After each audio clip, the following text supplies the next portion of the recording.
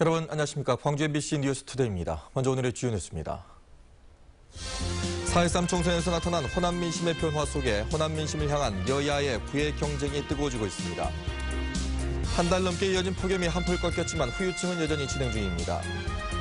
해남과 진도에서 금광석이 대량으로 묻힌 금맥을 찾았습니다. 금맥을 찾는 신기술 덕을 톡톡히 봤습니다. 연말에 폐쇄되는 광주 상무소각장의 활용 방안을 놓고 논의가 진행되고 있지만 각계의 이해관계가 엇갈려 해법 찾기가 쉽지 않을 것으로 보입니다. 요즘 여야 정치권이 호남 민심 챙기기에 바쁩니다. 내년 대선을 앞두고 민심을 잡아두겠다는 전초전 성격이 강해 보입니다. 윤근수 기자입니다. 전당대회를 앞두고 더민주의 당대표 후보들은 막판까지 호남 민심의 지지를 호소했습니다. 국민의당의 안철수 전 대표는 석 달 만에 다시 광주 전남을 찾습니다. 여기에 호남 출신의 여당 대표는 이제는 호남도 3당 체제라고 공언하고 있습니다. 이미 호남의 정치는 빅뱅이 이루어졌다, 대변화가 이루어졌다라고 생각을 하고 그러한 변화에 결코 새누리당이 소홀하거나 또는 소극적으로 응하지 않을 것이다라고 하는 말씀을 드립니다. 대선까지는 아직 1년 넘게 남아있지만 여야가 너나 없이 호남하는 이런 상황은 지난 4.13 총선에서 나타난 호남 민심의 변화와 관련돼 있습니다. 호남이 더 이상 하나의 덩어리로서 표결집력이 강한 단위로서 존재하지 않기 때문에 역설적으로 호남의 지지는 더 많이 필요해지게 됐다는 거죠. 대구 경북의 지지와 충청의 대선 후보, 여기에 호남의 지지 확산으로 정권 연장의 퍼즐을 맞추려는 여당. 그리고 호남의 지지 없이는 정권 교체도 없다며 적통 경쟁을 벌이고 있는 두 야당. 다가올 대선과 맞물려서 호남을 향한 여야의 구애 경쟁은 민심이 한쪽으로 완전히 기울기 전까지는 뜨거워질 수밖에 없을 걸로 보입니다. MBC 뉴스 윤문수입니다. 올 연말 문을 닫는 광주 상무소각장 터를 어떻게 활용할지를 놓고 논의가 한창입니다. 인근에 있는 소각장 땅 크기의 2배가량 되는 공유지를 함께 포함시켜서 개발할지 여부가 관심사입니다. 김철원 기자입니다. 올해 말로 가동이 끝나는 상무소각장 터. 만평 남짓의 땅을 어떤 용도로 쓸 것인가. 인근 주민 의견을 우선 반영하되 광주 시민 전체의 의견도 아우르기 위한 설문조사와 여론조사가 최근 실시됐습니다. 소각장 인근 주민들은 건강타운이나 도서관을, 시민들은 전시관이나 도서관을 선호하는 것으로 알려졌습니다. 전적으로 TF에서 그런 부분들에 대해서 충분히 논의를 해서 서로 공감할 수 있는 의견을 도출해낼 계획이 있습니다. 활용 방안 못지않게 큰 쟁점은 소각장 동쪽과 남쪽에 있는 2만 평에 이르는 광주 도시공사 소유 부지를 활용 방안에 포함시킬지 여부입니다. 소각장 인근 주민들은 이 땅까지 포함해 3만 평을 기준으로 활용 방안을 짜야 한다는 주장입니다. 지금껏 불이익을 참아온 만큼 지역 주민과 광주 시민 모두를 위해 도시공사가 양보해야 한다는 겁니다. 주민들에게 보상 차원에서 배려를 하기로 약속된 땅이나 마찬가지입니다. 그래서 주민들에게 주민들을 위한, 결과적으로 주민들을 위한 것이라는 것은 광주 시민 모두가 사용하게 되는 것이거든요. 광주 도시공사는 난감한 입장입니다. 15,000평짜리 남쪽 땅은 가능성이 있지만 5,000평짜리 동쪽 땅은 아파트 용지여서 광주시가 200억을 들여 사들여야 하기 때문입니다. 인근 주민만 누리는 게 아니기 때문에 도시공사 부지까지 포함해서 활용해야 한다는 주장과 광주 시민의 자산인 만큼 주민들 요구를 들어주기 곤란하다는 도시공사의 입장 가운데 소각장 활용을 위한 TF가 어느 쪽 손을 들어줄지 주목됩니다. MBC 뉴스 김철원입니다. 올여름 폭염이 완전히 물러간 것일까요? 어제 하루 제법 많은 비가 내리면서 더위의 기세가 크게 꺾였습니다. 최악으로 기록될 만한 이번 폭염이 남기고 간 흔적, 김인정 기자가 정리했습니다. 더위에 지쳐 죽은 닭, 오리, 돼지.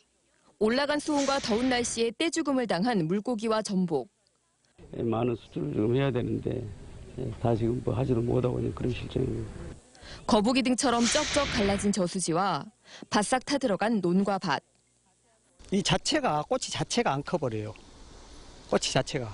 폭염으로 타버린 여름철 풍경은 농어촌 주민들에게 상처를 남겼습니다. 기상 관측일에 평균 기온 최고치를 갈아치우며 8월 한 달 내내 이어진 이례적인 폭염은 서민들의 삶과 건강도 위협했습니다. 광주와 전남에서만 온열 질환자가 270명 가까이 발생하면서 3명은 목숨까지 잃었고 15년 만에 콜레라 환자가 발생하기도 했습니다. 사람 잡는 더위 속 끓어오른 분노는 누진제 논쟁을 불러일으키기도 했습니다. 성난 여론에 떠밀린 누진제는 도입 40여 년 만에야 도마 위에 올라 개편을 기다리기도 했습니다. 비 소식과 함께 더위는 한풀 꺾이지만 폭염이 남긴 후유증에서 회복하기까지는 시간이 더 필요해 보입니다. MBC 뉴스 김인정입니다. 광주 은정동 태양광 시설 사업과 관련해 법원이 1순위 사업자가 낸 지위 배제 처분 효력정지 신청을 받아들였습니다. 광주 고법 제1행정부는 주식회사 녹색친환경에너지가 광주시를 상대로 낸 우선 협상 대상자 지위 배제 처분과 관련해 신청인에게 회복하기 어려운 손해 예방을 위해 정식 재판 선고 때까지 효력을 정지한다고 결정했습니다. 광주시는 1순위 업체 대신 2순위 업체에 사업을 맡겨 오는 11월 착공할 예정이었지만 법원 결정에 따라 사업 추진이 불투명해졌습니다. 광주가 특별시와 광역시 등 인구가 많은 대도시 가운데 공기질이 가장 좋은 것으로 나타났습니다. 지난해 연평균 미세먼지 농도는 세제곱미터당 42마이크로그램으로 46인 서울, 53인 인천 등 전국 7대 도시 가운데 가장 낮았고 이는 5년 연속 가장 낮은 기록이라고 광주시는 설명했습니다. 또 오존주의보가 최근 3년간 한 번도 발령되지 않아서 많게는 1년에 20번 넘게 발령되는 다른 대도시보다 환경이 좋았습니다. 국내 금 생산은 해남과 진도 광산에서 소량에 그쳐왔는데요. 금맥을 찾는 신기술이 개발돼서 땅속에 묻혀있던 21만 톤의 금광석을 새로 찾아냈습니다. 문현철 기자입니다. 현재 국내에서 금을 캐는 광산은 해남 모이산과 진도 가사도뿐입니다. 연간 생산량은 255kg, 수요에 비하면 턱없이 적은 양입니다. 그런데 최근 이곳에서 다량의 금맥이 발견돼 눈길을 끌고 있습니다. 가사도와 모이산 일대에서 21만 톤의 금광석이 새로 발견됐는데 금을 추출하면 630kg, 시가로는 300억 원에 이릅니다.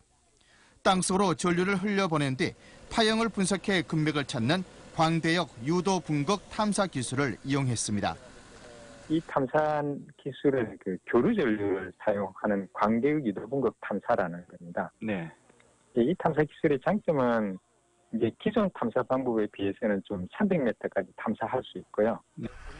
단순히 땅속 깊이 구멍을 파고 금맥 여부를 확인하던 기존 방식에 비해서 정확성이 높고 시추 비용도 크게 줄였습니다. 어느 정도 거의 확인된 상황에서 저희들이 컨펌하는 어떤 보링을 했기 때문에 예전에보다는 훨씬 더 좋은 또 빠른 결과를 찾을 수 있다고 봅니다. 이 탐사 기술로 앞으로도 더 많은 금맥을 확보할 수 있고 철과 구리 등 다른 광맥을 찾아내는 데도 응용할 수 있습니다. MBC 뉴스 문현철입니다. 자신을 무시했다며 동료를 둔기로 폭행해 숨지게 한 40대 남성에 대해서 무기징역과 위치 추적 장치 부착 20년이 선고됐습니다. 광주지법 제11형사부는 살인 등의 혐의로 구속 기소된 48살 이모 씨에 대해서 누범 기간에 또 다른 범행을 저지른 점을 감안했다며 중형 선고 이유를 설명했습니다. 이 씨는 지난 3월 광주의 한 주차장에서 술에 취한 48살 동료의 머리를 둔기로 때려 살해한 뒤 달아난 혐의로 기소됐습니다. 광주 광산경찰서는 음주 졸음운전을 하다가 사망사고를 내고 달아난 혐의로 28살 류모 씨를 구속했습니다. 류 씨는 지난 14일 광주 광산구의 한 도로에 술에 취한 채 승용차를 몰다 다른 차를 들이받은 뒤 구호 조치 없이 달아나 운전자 27살 김모 씨를 숨지게 한 혐의입니다. 류 씨는 운전면허 정지 수치인 혈중 알코올 농도 0.092%로 운전하다 사고를 낸 뒤 들통날까 두려워 달아나는 것으로 조사됐습니다.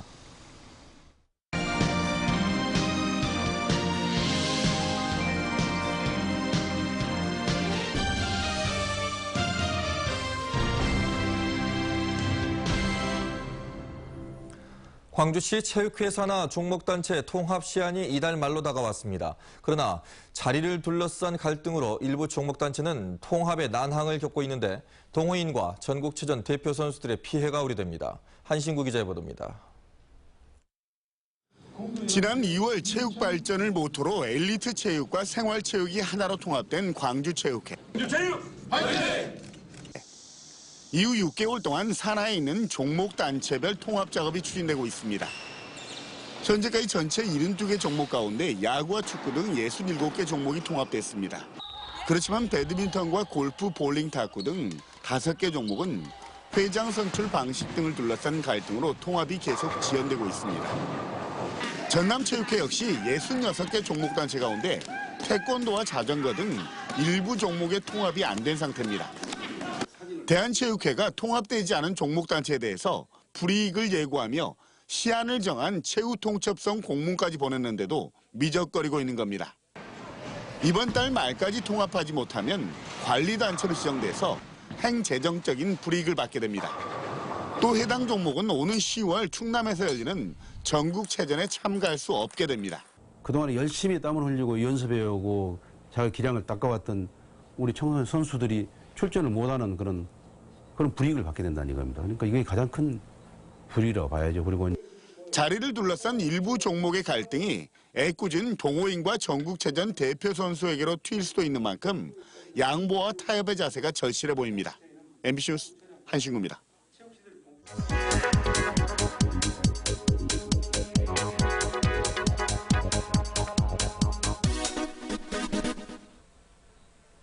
한풀 꺾인 더위에 이제야 초가을 느낌이 물씬 납니다. 천고마비의 계절을 맞아서 독서와 함께 다채로운 문화 산책 어떠신가요? 오늘 30일부터 9월 7일까지 국립아시아문화전당에서는 인도 문화제가 열립니다. 인도의 민속음악과 전통춤을 경험하고요. 그리고 발리우드 화제작을 감상할 수 있는 시간이 마련되어 있습니다. 9월 2일부터 2달여 동안 광주 비엔날레도 열립니다. 올해는 제8기후대 예술은 무엇을 하는가를 주제로 공간이 꾸며지는데요. 특히 광주의 정체성과 역사를 반영하는 작품들도 많이 선보인다고 합니다. 그 다음으로는 9월 3일부터 4일까지 이틀 동안 사직공원에서 음악 산책을 즐길 수가 있습니다. 국내외 뮤지션들은 물론이고요. 그리고 쉽게 접할 수 없었던 다양한 LP와 CD를 한 곳에서 만나볼 수 있는 기회도 제공된다고 하네요. 그리고 이 밖에도 광주 공예가들의 솜씨를 한자리에서 볼 수 있는 빛골 핸드메이드 페어와 그리고 이색적이고 다양한 아시아권 민속춤을 감상할 수 있는 기회도 준비되어 있습니다. 오는 9월에도 다채롭고 풍성하게 차려진 문화밥상, 골라보는 재미가 쏠쏠할 것 같습니다. 카드뉴스였습니다. 전남대학교가 2015학년도 후기 학위 수여식을 갖고 1,899명의 학사와 석박사를 배출했습니다. 학위 수여식에는 지난 1980년대 민주화 운동에 투신했다가 졸업 시기를 놓친 임동성, 윤영민 씨 등에게 명예 학사 학위가 수여됐습니다. 또 지난 50년 동안 건설 현장의 외길을 걸으며 지역 경제 발전에 기여한 정인채 새천년 종합건설 회장에게 명예 공학 박사 학위가 수여됐습니다. 광주시청자 미디어센터가 완도 소안면을 찾아 섬마을 미디어 페스티벌을 열었습니다. 소안중학교 학생들은 이틀 동안 펼쳐진 이 행사를 통해 뉴스 제작과 단편 드라마, 다큐멘터리 제작 분야 교육을 받은 후 팀별 제작 과정을 거쳐 총 5편의 작품을 완성했습니다. 시청자 미디어센터는 2010년 이후 매년 섬마을을 찾아 이 같은 행사를 열고 있습니다. 광주 전남 지방 병무청이 민관 사랑의 나눔 행사를 통해 가정 형편이 어려운 사회복무요원에게 후원금을 전달했습니다. 이번 후원에는 한전과 도로공사 지역본부 등 7개 기관이 참여했고 병무청은 후원 대상자 13명에 대해서는 후원금을, 후원에 참여한 기관에는 감사패를 수여했습니다.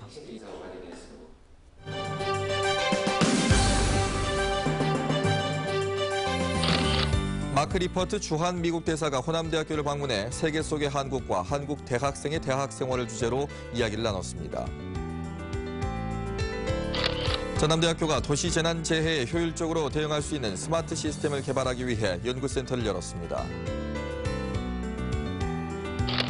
조선간호대학교가 현장 중심의 교육과정 개발과 운영을 위해 교직원을 대상으로 워크숍을 열었습니다. 고성군이 행정과 문화, 관광 등 다양한 분야에서 도시 지역과 활발한 교류를 하기 위해 서울 성북구와 협약을 맺었습니다.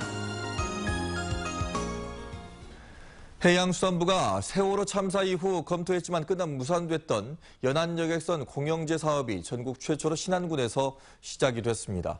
정부의 결심을 기다리다 못해서 선박 건조부터 운영비까지 모두 신안군 혼자서 부담하기로 했습니다. 양현승 기자입니다. 신안군이 건조한 281톤급 여객선 섬들의 고향 1호입니다. 앞으로 증도와 자운도를 잇는 항로에 투입돼 하루 4차례 왕복 운항할 예정입니다. 윗섬으로 불리는 지도와 임자도, 아랫섬으로 불리는 도초도, 안좌도 등은 가깝고도 먼 사이. 바닷길로 4.5km에 불과하지만 그동안 여객선이 없어 배로 15분 만에 갈 거리를 2시간가량 차로 가야 했습니다. 아마도 저 아랫섬하고 교류가 전혀 안 됐죠. 지금은 이제 앞으로 이제 한 15분 정도 된다니까 앞으로 교류가 잘 되겠죠. 건조 비용 33억여 원을 전액 부담해 신안군이 소유하는 섬들의 고향 1호는 국내 최초로 여객선 공영제로 운영되는 여객선입니다. 선장과 기관장은 임기제 공무원으로 신안군이 채용했고 항해사와 갑판원도 뽑았습니다. 인건비와 연료비용, 보험료, 수리비와 관리비 등 연간 6억 8천만 원의 운영비도 신안군 예산으로만 충당할 계획입니다. 우리 자체적으로 이런 시도를 해서 성공시켜 내므로써 중앙부처에서도 다시 새로운 관점으로 보고 바닷길의 공공재적 성격을 처음으로 인정하는 시도. 정부가 예산상의 어려움을 이유로 포기한 여객선 공영제를 재정 자립도 10.2%로 전국 243개 시군구 중에 239위인 신안군이 시작했습니다. MBC 뉴스 양현승입니다. 폭염이 물러가고 가을이 성큼 다가왔습니다. 주말에는 선선한 바람도 불겠는데요. 어제 광주를 비롯해 전남 모든 지역에서는 폭염특보가 해제된 상태입니다. 오늘 광주의 낮 최고 기온은 28도로 어제보다 조금 낮겠고요. 일요일인 내일 아침 기온이 18도까지 떨어지면서 조금은 쌀쌀하게 느끼실 수도 있겠습니다. 내일 낮 최고 기온은 27도로 오늘보다도 낮겠습니다. 오늘 밤에는 비도 내려서 한결 더 시원하겠는데요. 서해안과 내륙 곳곳에서는 5에서 40mm의 비가 내리겠습니다. 현재도 곳에 따라서는 빗방울이 떨어지고 있지만 아침 중으로 그칠 것으로 예상됩니다. 현재 기온입니다. 장성과 담양이 18도대로 출발하고 있고요. 나주와 화순의 낮 최고 기온이 28도로 예상됩니다. 무안이 26도, 영암이 27도로 전남 대부분 지역 30도 아래의 기온을 보이겠습니다. 곡성과 구례가 28도, 광양이 29도로 예상됩니다. 오늘 남해 서부 먼 바다에서는 풍랑주의보가 내려진 상태입니다. 바람이 강하게 불고 물결이 4m까지 일 것으로 예상되니까 항해나 조업하는 선박들은 각별히 유의하시기 바랍니다. 월요일까지 비 소식이 있겠고요. 기온이 많이 떨어졌지만 다음 주에도 늦더위가 계속되면서 30도를 오르내리겠습니다. 날씨였습니다.